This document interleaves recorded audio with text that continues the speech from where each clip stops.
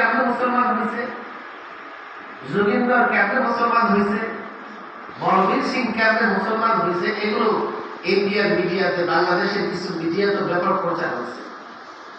বিশেষ করে বলবীর সিং এর সাক্ষাৎকার টেলিভিশন মিডিয়া বাংলাদেশের জাতীয় জরিপে ছাপা হয়েছে।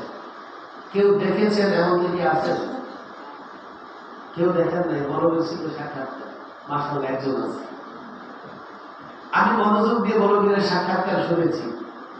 কেন? যেই লোকটা বাবরি মসজিদ শহীদ করেছে, এই লোকটা পরবর্তীতে মুসলমান হয়েছে, তার সাক্ষাৎকার শোনার দরকার আছে না? আছে। আফসোস, বাংলাদেশের মূল ধারা মিডিয়া বলতে কিছু মিডিয়া আছে, তারা সেটা প্রচার করে দেয়, তবে জাতীয় আবার কিছু মিডিয়াও সেটা প্রচার করেছে। বলবীর সিং এর আছে, আপনি এখন ইউটিউবে সার্চ করেন পেয়ে যাবেন।